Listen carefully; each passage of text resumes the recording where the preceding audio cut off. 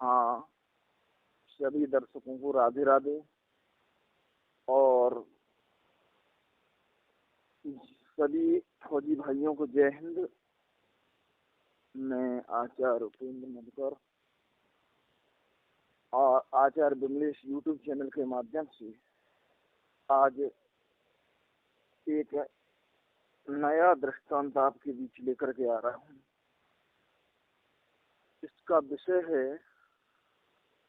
कि कहीं कहीं यदा कदा आते जाते हम लोग सुनते हैं फौजी भाइयों की जो वीरांगना बहन बेटियां हैं उनके बाद और गलत भाषा का प्रयोग करते हैं। कहीं कहीं मैंने ऐसे शब्द कहते हुए सुना है जो मैं अपने मुखारबिंद से नहीं बोल सकता। आज ऐसा ही दृष्टांत मैं आपके बीच लेकर के आ रहा हूँ। इनके अंदर कितना त्याग होता है, कितना संतोष होता है और किस तरह से ये दोनों ही अपना जीवन जीते हैं। एक किसान का लड़का था, उसने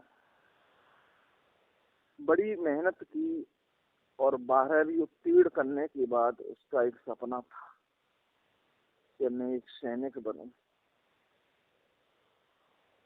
उसने अथाह परिश्रम किया और परिश्रम करने के बाद उसने सेना की भर्ती देखी।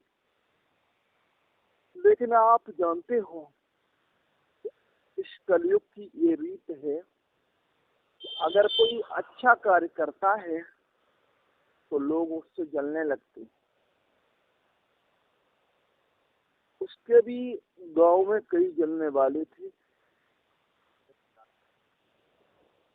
उसके गांव में कई जलने वाले थे और जब उन्होंने देखा कि ये लड़का उन्नति के शिखर पर पहुंचने वाला है तो वो लड़ाई झगड़ा करने की सोचने लगे। क्योंकि तुलसीदास जी ने लिखा है कि लोग कलयुग में इस चीज को अपना प्रथम कर्तव्य मानते हैं। जो काऊ पे देखें विपत्ति सुखी भयो मानो जग नृपति। यानी अगर किसी पर दुख देखते हैं तो वो ये समझते हैं कि हम संसार के राजा हो गए। और जो काऊ की सुनाई बढ़ाई श्वास लेते जिन जूड़ी आई। अगर उन्होंने सुन लिया कि उसने सेना में या किसी सरकारी सेवा में अच्छा पद पा लिया या वो अपना जीवन अच्छी तरह से गुजार रहा है तो ऐसे श्वास भरेंगे मानो उन्हें ताप आ गया हो। ऐसे लोग संसार में ज्यादा दिन तक सुखी नहीं रहते। यही उस भैया के साथ हुआ। और पोस्टमैन जब उसका डाक पत्र लेकर के आया यानी जोनेग लेटर लेकर के आया तो आवश्यक कार से पोस्टमैन कहीं जा रहा था। उसी के गांव का वही व्यक्ति मिल गया जो उससे जलता था। उसने कहा भैया उनके लड़के का ये जोनेग लेटर है, आप कृपया दे देना। और उस व्यक्ति को दे गया तो उस व्यक्ति ने वो जोनेग लेटर फाड़ दिया। जब जोनेग की डेट निकल गई तब बताया तो उससे बड़ा दुख हुआ। लेकिन संसार में मनुष्य का जो मित्र है वो सबसे प्रथम मित्र धीरज है, धैर्य है। माता पिता को भी बड़ा दुख हुआ लेकिन उसने हार नहीं मानी। और उसके बाद सेना की उसने 8 भर्ती देखी। 8वीं भर्ती में जाकर के वो फिर पास हुआ और अपने मुकाम को हासिल कर लिया। लेकिन याद रखना कर्म का दंड तो परमात्मा देता है। जिस व्यक्ति ने, जिस जलने वाले व्यक्ति ने उसका जोनेग लेटर फाड़ा तो उसकी बेटी जिसकी उम्र 18 साल थी गांव से दूर के कॉलेज में पढ़ने जाया करती थी। एक दिन का जिक्र, वो कॉलेज से घर आ रही थी तभी कुछ सिरफिरे लड़के और मार्ग में आके और उसको घेर लिया और उसको किडनैप करके ले जाने लगे। वो बेचारी अपनी इज्जत आबरू की रक्षा के लिए छटपटा रही थी और ऐसे छटपटा रही थी जैसे जल से निकालने की मछली छटपटाती है। पर कटा हुआ पक्षी तड़पता है लेकिन उसे दूर दूर तक कोई नजर नहीं आ रहा था जो उसकी सहायता कर सके। परंतु याद रखना, याकू राखे साइया, मार सके न कोई, बाल न बांका कर सके जो जगबेरी होए। तो वो फौजी, वो ही सैनिक जिसका जॉइनिंग लेटर उस लड़की के पिता ने फाड़ा था, वो छुट्टी लेकर के घर आ रहा था।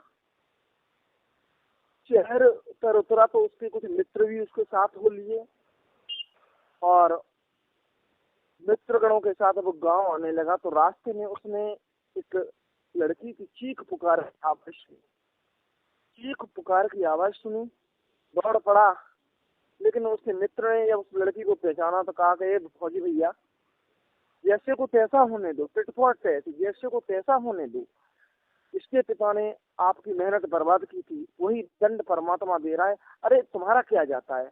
लेकिन उसने कहा सुनिए, मेरा इसके पिता से कोई लेना देना नहीं है, क्योंकि मैं अब भारत माता का पुत्र हूँ और भारत की प्रत्येक बहन मेरी बहन के समान है।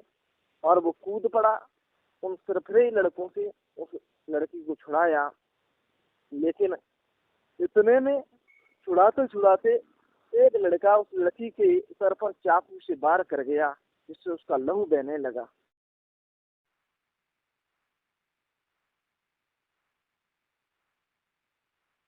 अब रक्त की आवश्यकता थी।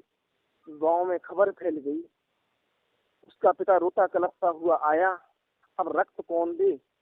याद रखना, किसी का रक्त ग्रुप, ब्लड ग्रुप उस लड़की के खून से नहीं मिल रहा था। यहाँ तक कि उसके पिता का भी ब्लड ग्रुप उसके खून से नहीं मिल रहा था। अब तो सभी रोने लगे कि हमारी बेटी का जीवन नहीं बच पाएगा। लेकिन तो उस फौजी की जो पत्नी थी, उसने अपना रक्त दिया और उसका ब्लड ग्रुप उस लड़की के रक्त से मिल गया। फौजी ने सारे इलाज के ट्रीटमेंट का खर्चा खुद दिया और वो लड़की, उस लड़की का जीवन बच गया।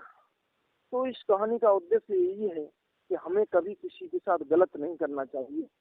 आप लोगों ने कहानी को सुना और समझा भी होगा कि एक फौजी ने किस तरीके से अपना कर्तव्य निभाया और एक फौजी की पत्नी ने वीरांगना की भांति किसी बेटी के जीवन की किस तरह रक्षा की।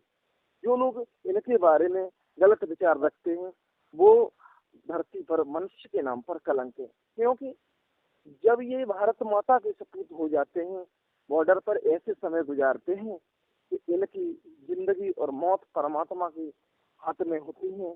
वैसे तो सबकी जिंदगी मौत परमात्मा के हाथ में होती है, लेकिन इनके जीवन के क्षण का कोई पता नहीं है। ये लोग जो मिल जाता है वो खा लेते हैं और प्यास बुझाने के लिए जैसा जल मिल जाता है पी लेते हैं, लेकिन हम लोगों की रक्षा के लिए खड़े होते हैं। और वहीं घर पर इनकी वीरांगनाएं मांग में सिंदूर तो भरती हैं, लेकिन उन्हें ये भरोसा नहीं होता कि न जाने किस पल हमारा सिंदूर मिट जाए। एक एक क्षण बड़े धीरज के साथ काटते हैं।